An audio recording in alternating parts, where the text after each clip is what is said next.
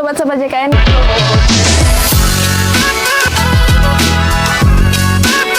Kembali lagi bersama saya Safira di episode kali ini. Nah, di episode kali ini kita akan membahas mengenai program rujuk balik. Apa sih program rujuk balik itu? Nah, untuk itu kita sudah menghadirkan narasumber yang sangat inspiratif yang pastinya akan membantu kita untuk memahami apa sih itu program rujuk balik. Mungkin langsung aja kita sambut Dr. Riri.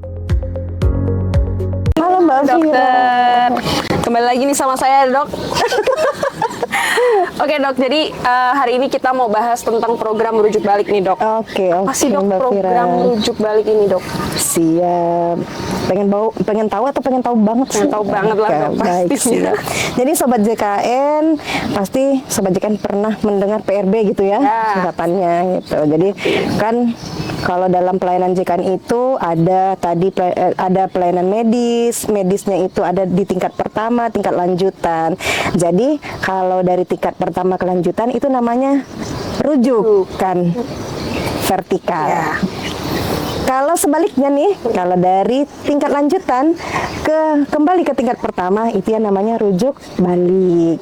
Nah, sementara untuk PRB sendiri itu sebenarnya dia termasuk ke dalam rujuk balik itu, hanya saja dia khusus programnya nih. Ada beberapa diagnosa yang masuk ke dalam si program rujuk balik atau kita kenal PRB Mbak Fira gitu. Nah, apa yang melatar belakangi adanya program PRB ini Dok? Latar belakangnya satu, jadi PRB ini memang didesain khusus programnya untuk membantu peserta-peserta kita, peserta JKN. Jadi orang-orang yang dengan 9 diagnosa tersebut bisa melanjutkan terapinya itu di vaskes pertamanya, tingkat pertamanya. Jadi ceritanya dia lebih dekat dengan FKTP-nya, kemudian ada beberapa kriteria gitu ya Mbak Fira. Nah, dengan begitu dia bisa lebih, artinya lebih kontaknya lebih erat dengan vaskes tingkat pertamanya, seperti itu. Tadi ada 9 kondisi ya Dok? Iya, benar. Dok, 9 kondisi apa aja? Dok? Ada hipertensi, ada diabetes mellitus, ada gagal jantung, ada kemudian yang keempatnya itu ada asma, ada kemudian penyakit paru obstruktif kronis (PPOK), terus ada lagi nih epilepsi, kemudian ada juga stroke, terus ada nih skizofrenia, terus yang terakhir ada SLE atau sindroma lupus erythematosus, Mbak Fira. Oke, nah untuk peserta-peserta dengan kondisi tersebut nih Dok, apa sih syarat atau ketentuan apa nih yang harus dipenuhi untuk bisa masuk di program rujuk balik ini Dok? Siap. Jadi untuk bisa masuk ke dalam program rujuk balik itu kriteria dasarnya itu ada 3 utamanya Mbak Fira. Satu, pasiennya betul diagnosa masuk ke dalam 9 diagnosa tersebut. Nah, kemudian tidak hanya sampai di situ, bahwa 9 diagnosa itu pun mereka punya kriteria masing-masing per diagnosanya. Nah, itu kita untuk kriterianya itu kita mengikuti dari peraturan yang ada peraturan Menteri Kesehatannya, kemudian juga ada dari rekomendasi yang kita punya dari tim kendali mutu kendali biaya tingkat pusat.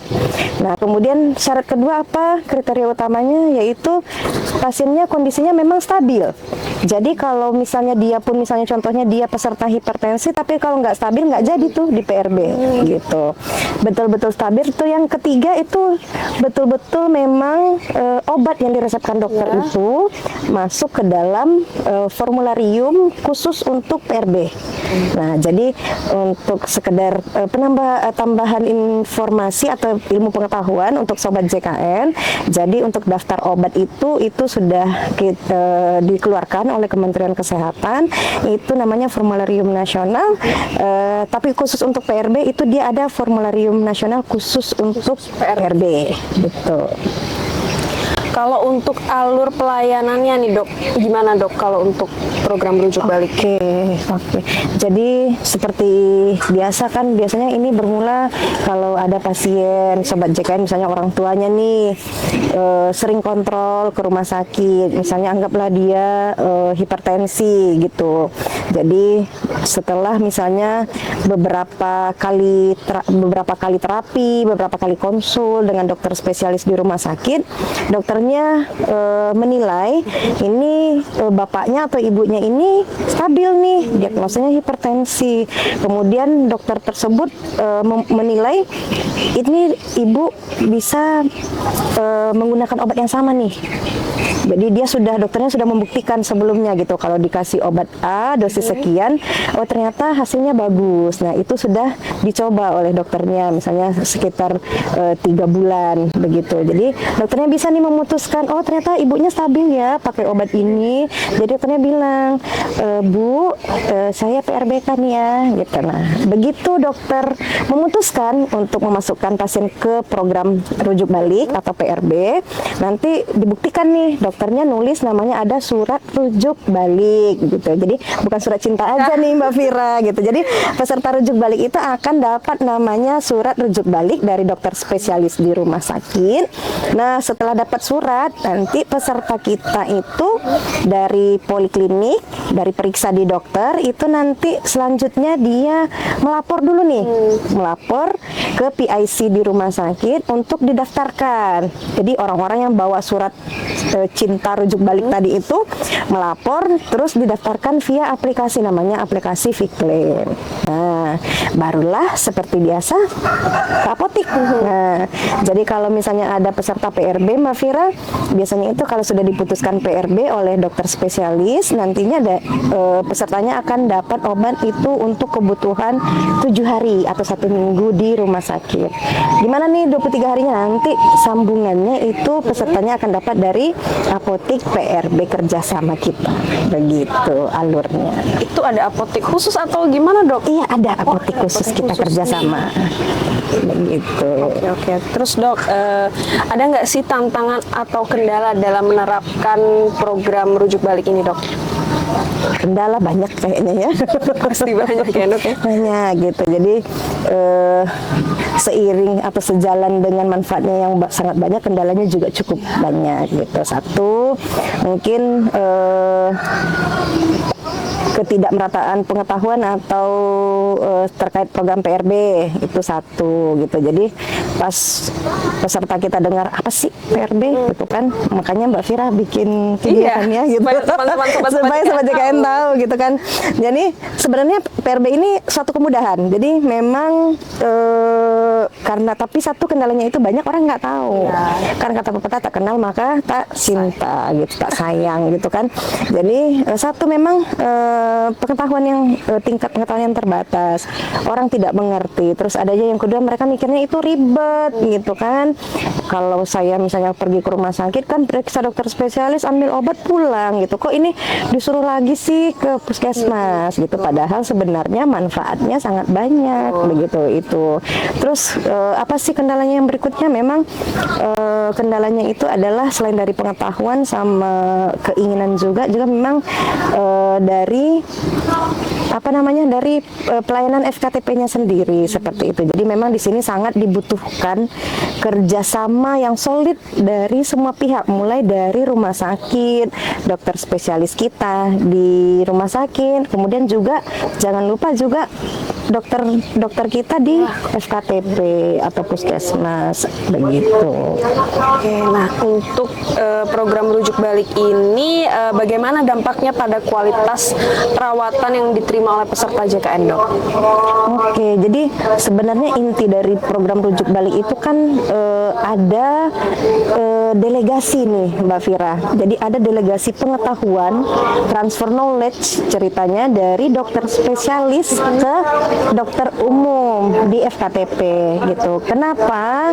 Jadi sebenarnya pasiennya itu artinya dokter spesialis mendelegasikan ke dokter umum, tolong ya ini pasiennya dilihatin gitu. Kalau dalam bahasa itu ya, ini tolong ya pasiennya diamati, diobservasi, dilihat gitu. Jadi kalau untuk kita bicara kualitas perawatan, pelayanan, sebenarnya untuk PRB itu sendiri sangat bagus karena satu, dengan adanya mereka dikembalikan ke FKTP, jadi pengawasan terhadap minum obatnya, status kesehatannya itu bisa dilakukan lebih cermat dan lebih mendalam. Karena kan ceritanya kalau FKTP pasti yang terdekat dari lokasi domisilinya kan, begitu Mbak Fira.